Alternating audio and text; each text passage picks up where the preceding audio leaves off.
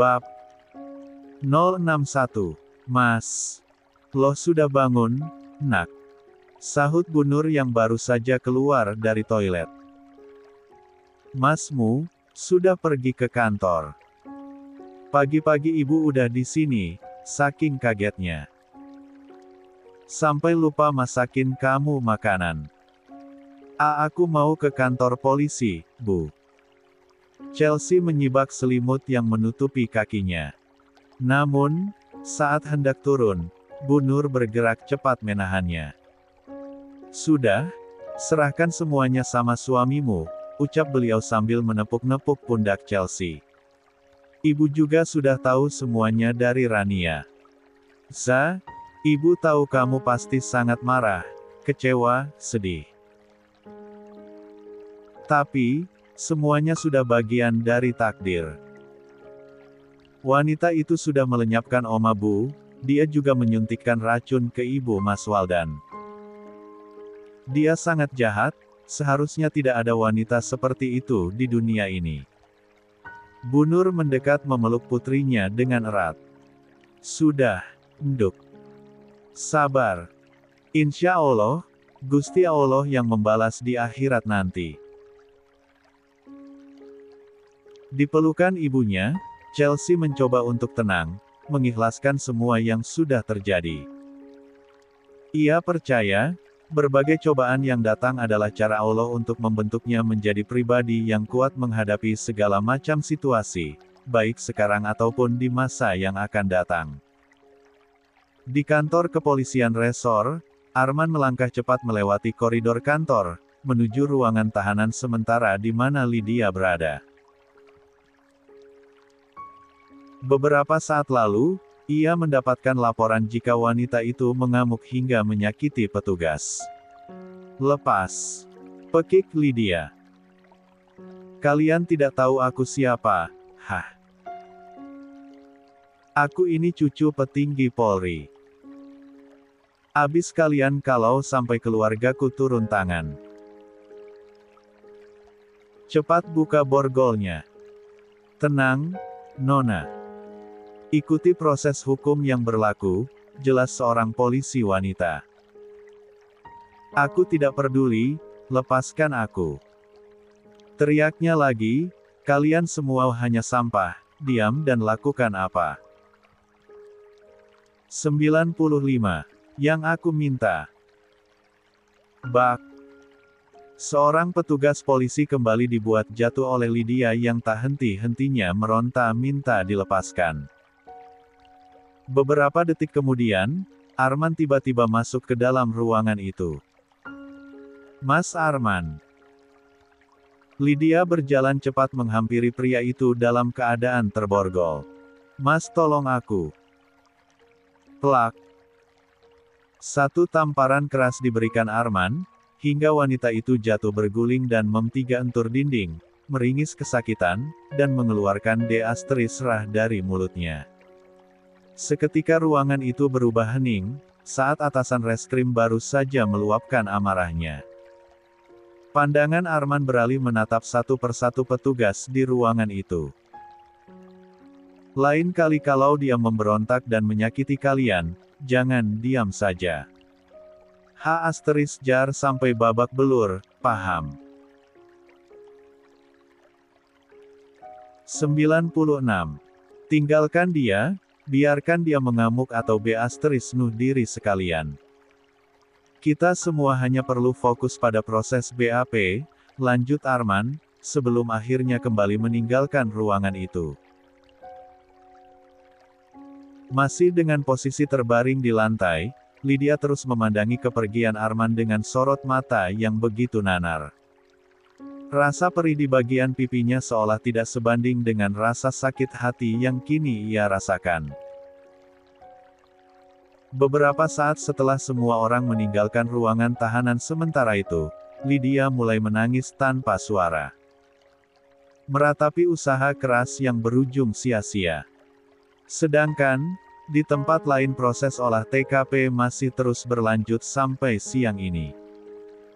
Petugas forensik dan petugas reserse kriminal berhasil menemukan belasan boks arsenik, sianida dan bahan kimia berbahaya lainnya, baik dalam bentuk cair ataupun bubuk. Saat ini, Rusdi dan beberapa orang rekannya sedang berusaha membuka pintu rahasia yang mereka temukan di balik lemari. Prosesnya berlangsung cukup lama karena pintu tersebut berbahan baja dan menggunakan kode akses. Staak. Helaan napas Rusdi terdengar lirih saat berhasil meretas kode pintu tersebut meski dahinya sudah basah karena keringat. Badannya kembali berdiri tegap seraya memberikan kode kepada rekannya. Masuk, sekarang. Loh iya. Kedua mata Rusdi memicing curiga. Halah, kalian takut di dalam ada jebakan ya, kan? Kalau tebakanku sih, di dalam ini isinya racun lagi. Atau mungkin kerangka manusia. Jangan bikin deg-degan Rus. Masuk aja. Sahut seorang di belakang sana. Iya, ini juga mau masuk. Tanpa rasa takut sedikit pun, Rusdi membuka pintu tersebut, lalu menghidupkan lampu dari sakelar di dinding ruangan. Tepat saat lampu menyala, ekspresi datar itu seketika berubah tegang, ketika melihat dinding ruangan itu. Allahu Akbar. Bulu kuduknya berdiri seiring dengan lutut yang semakin lemas. Bagaimana tidak, saat ini Rusdi dan rekannya sedang melihat foto-foto Arman yang memenuhi seluruh dinding. Mulai dari foto semasa putih abu, taruna sampai yang terbaru pun ada. Cantik-cantik kok edan. Astagfirullah, dengan tangan bergetar, Rusdi meraih kamera yang tergantung di lehernya dan mulai memotret foto di dinding, dan berbagai barang lain yang bisa dijadikan barang bukti. Berita penangkapan ini pun tak lagi disembunyikan dari media, dan sejak tadi para wartawan sudah memenuhi halaman tempat praktek tersebut meski dilarang keras untuk melewati garis polisi. Laporan yang disiarkan secara langsung di beberapa stasiun TV nasional maupun swasta, akhirnya sampai di hadapan Bu Nera dan keluarga. Nggak mungkin. Lydia itu wanita berpendidikan, baik, ramah.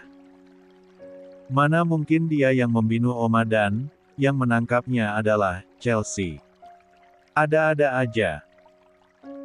Ini aneh, nggak mungkin. Mama nggak percaya. Bu Nera menoleh kepada suami dan putranya yang malah asik menikmati kacang bawang sambil menonton televisi. Kalian, kenapa santai sekali? Jadi harus gimana? Sahut Pak Abdul sambil mengunyah kacang. Seharusnya kamu seneng, pes. Kopat itu berhasil diringkus. Bisa jadi kamu yang jadi target selanjutnya. 97. Papa kok ngomong gitu sih? Mah. Arkan menoleh untuk menengahi kedua orang tuanya. Sudah. Seharusnya kita ikut bangga, kakak ipar berhasil meringkus Kak Lydia, bahkan mendahului petugas kepolisian. Apa nggak mantep tuh? Kamu ini, anak laki-laki satu-satunya, tapi sama aja seperti papa kamu. Andai kakak kamu balik ke Indonesia, pasti dia akan sepemikiran sama mama. Ya untung dia betah di luar negeri. Pak Abdul dan Arkan kembali tertawa bersama. Pendamping perwira memang harus seperti Chelsea begini. Ayo tebak, setelah ini Chelsea dapat penghargaan apa dari kepolisian? Tak ada tanggapan apapun dari Bu Nera. Beliau memilih fokus pada berita di layar kaca, bersedekap dan memasang ekspresi cemberut. Sampai saat ini, logikanya belum bisa menerima, jika gadis kampung itu jauh lebih baik dibandingkan dengan Lydia yang ia sanjung-sanjung selama ini. Terserah mau seperti apapun pilihan Arman, ucap Bu Nera tiba-tiba. Yang penting putraku tidak asal memilih seperti dia. Lihat saja nanti, Arkan akan mendapatkan jodoh yang lebih sempurna. Senyum dan wajah Arkan langsung surut begitu mendengar ucapan sang mama. Meski ia belum kepikiran untuk menikah, tapi kode-kode dari keluarganya, terkadang membuat Arkan takut. Di kantor kepolisian resor, Nada juga baru saja selesai diperiksa setelah pengakuannya di hadapan Chelsea. Semua pertanyaan ia jawab apa adanya tanpa jeda, meski sempat mengidap depresi karena kehamilannya. Tentunya ia terancam hukuman pidana penjara, tapi karena kondisi kehamilan dan psikisnya yang tidak stabil, ia diberikan keringanan. Kasus kematian Ibu Waldan yang melibatkan ia dan Lydia akan diproses penyelidikannya, setelah ia melahirkan. Tolong jangan beritahu kakak ipar, suami dan mama saya tentang kasus ini. Saya masih mau hidup. Mereka pasti akan M3 membunuh bayi saya kalau dia tahu saya sudah membunuh ibu. Seorang psikolog dan petugas reserse lainnya saling menatap satu sama lain. Seolah mempunyai pemikiran yang sama, untuk mengakhiri proses pemeriksaan ini, karena kondisi mental Nada yang benar-benar tidak boleh ditekan terus-menerus. Beberapa pekan berlalu. Setelah penangkapan Lydia, hari ini pihak dari keluarga besar datang berkunjung ke lapas. Bukan hanya mamanya, tapi paman dan beberapa kerabat dekatnya juga turut datang. Ini sangat memalukan. Gara-gara kegilaan kamu, nama baik keluarga besar kita bisa hancur. Sahut seorang pria parubaya sambil menghentak meja dengan telapak tangan Mia. Apa sih yang kamu pikirin, Lydia? Mama terisak-isak sambil mencengkram bahu putrinya. Sekarang jawab Mama, apa benar kamu yang meracuni kakak dan tunanganmu? Alih-alih menjawab, Lydia hanya tersenyum sinis. Plak. Satu tamparan diberikan oleh seorang wanita parubaya yang tidak lain adalah tantenya sendiri. Kamu jangan diam saja. Coba jawab, apa yang membuat kamu seperti ini? Kenapa kamu setega ini? Diam. Pekik Lydia sampai urat-urat lehernya menonjol keluar. Apa kalian pernah bertanya apa yang aku inginkan? Mama sibuk, tante sibuk, semuanya sibuk. Kalian terlalu fokus merencanakan pernikahan kakak demi nama besar keluarga. Kenapa harus Kak Diara yang disiapkan untuk pendamping Mas Arman? Kenapa? Setelah Kak Diara 98 meninggal, kenapa aku malah dijodohkan dengan tukang mabuk? Seharusnya dukung aku mendapatkan Mas Arman. Lihat sekarang, Mas Arman menikah dengan wanita kampungan. Sudah aku bilang ke Mama, aku mencintai Mas Arman, aku tidak mau yang lain, tapi tidak didengarkan. Apa aku salah jika mengambil jalan pintas? Tak ada yang bisa berkata-kata. Mereka semua seolah angkat tangan dengan kegilaan Lydia. Pria parubaya tadi memanggil petugas kepolisian, memintanya untuk membawa Lydia pergi meninggalkan ruangan tersebut. Beberapa saat setelah ruang kunjungan itu mulai sepi, pria tadi menoleh kepada Mama Lydia, sambil berbisik. Berita memalukan ini, tidak boleh terus berkembang, kita harus mencari cara agar Lydia bisa bebas dari tuduhan. Atau setidaknya, hukumannya diringankan. Aku setuju. Setelah itu kita asingkan dia ke luar negeri, sambung Tante Lydia. Masa bodoh dengan tindakan kejahatan yang sudah dia lakukan. Yang terpenting nama baik keluarga kita. Diskusi keluarga itu terus berlanjut dengan serius. Mencari jalan keluar terbaik untuk sebuah image yang sudah dipertahankan secara turun-temurun. Berkas perkara yang sudah dibawa naik ke jaksa penuntut, membuat Arman punya waktu libur selama beberapa hari untuk pulang ke rumah. Apalagi malam ini, acara 40 harian Oma Lusita. Meski masih dalam kondisi syok setelah kasus pembunuhan terbongkar, acara doa bersama 40 harian Oma harus tetap berjalan sebagaimana mestinya. Di tengah-tengah persiapan acara nanti malam, Arman yang baru saja pulang dari menyerahkan hasil BAP, langsung memanggil Chelsea yang sedang sibuk di dapur bersama Bu Nur dan yang lain. "Mas, kapan pulang?" tanyanya sambil menyalami tangan Arman. "Barusan. Kamu ikut aku sebentar. Ada hal yang ingin aku tahu dari kamu." "Apa?" "Ikut saja." Tanpa menunggu persetujuan, Arman menarik tangan istrinya, menuju halaman belakang. Entah terlalu penasaran atau apa, langkahnya terlihat begitu tergesa.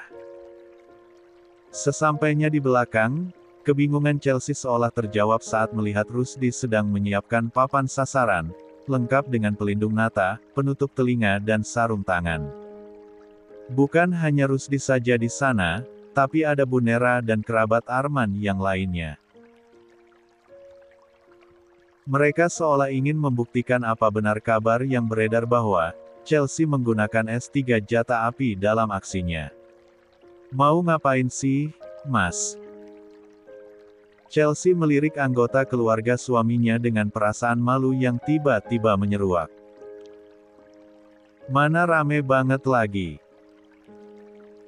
Mereka terus bertanya karena tidak percaya kalau kamu pintar menggunakan P. "Stol," jelas Arman. "Coba kamu buktikan saja." Untuk menepis keraguan mereka. "Aku baru sampai di rumah saja," langsung ditanyain itu. "Kamu juga ragu, kan?" tanya Chelsea, kesal. "Mas pikir, aku bisanya cuma mainin si Jalu aja. Jadi bojomu itu ya harus ngimbangi, jadi aku belajar, punya coach pribadi dari batalion." Arman dibuat terperangah hingga akhirnya berdecak tak percaya. "Loh, sejak kapan? Kok aku nggak pernah tahu? Jangan-jangan, kamu sudah menyiapkan diri untuk menjebak Lydia, iya?" "Bu Chelsea," teriak Rania dari teras belakang. "Ayo Bu, gas Bu." Bocah tengil, berisik banget sih kamu," sahut Bu Nera dengan tatapan sinisnya. 99. Meski malas mengulang aktivitas serupa, Chelsea mau tidak mau harus menuruti permintaan tersebut agar tidak terus dipertanyakan. Tanpa menunda waktu lagi, ia memasang segala atribut pelindung, meriah P. Stol ia gunakan saat kejadian hari itu. Kaki kanan Chelsea bergerak ke depan, kaki kiri ke belakang, melebarkan bahu, memfokuskan kedua matanya pada papan sasaran dan dor. Satu tembakan pertama berhasil tepat sasaran. Chelsea terlihat menarik napas panjang dan beberapa detik kemudian. Dor. Dor. Dor. Dor. Tak ada yang meleset. Aksinya itu diwarnai tepuk tangan dari Rania, Arkan, Rusdi dan beberapa orang lainnya. Sedangkan Bu Nera semakin gigit jari, dan memilih masuk ke dalam rumah. Terakhir, Chelsea mengarahkan P. Stol tersebut ke dahi suaminya. "Mulai sekarang, kalau Mas gampang terhasut, genit sama perempuan lain, tidak tegas, apalagi selingkuh, mending gantiin posisi patung sasaran saja," ucap Chelsea berbisik. Rusdi yang berdiri di antara keduanya, berhasil dibuat merinding setelah mendengar ancaman Chelsea. "Ya salam, semoga calon jodohku nggak kenal olahraga menembak ya Allah. Aku genit soalnya." Bahu Rusdi bergedik ngeri seraya mengusap leher belakang yang terasa T3 gang. Saat yang lain takut dan panik, Arman malah melihat istrinya bagai boneka yang menggemaskan. Bahkan sangat lucu sampai-sampai ia tidak bisa menahan diri. Tubuh tinggi Arman membungkukkan ke depan, mensejajarkan wajahnya dengan wajah Chelsea. Good job, Bu Kasat. Kap. Satu kecupan singkat Arman berikan bir istrinya. Sontak aksinya itu membuat semua anggota keluarga heboh. Terutama Rusdi yang berdiri di antara pasutri itu.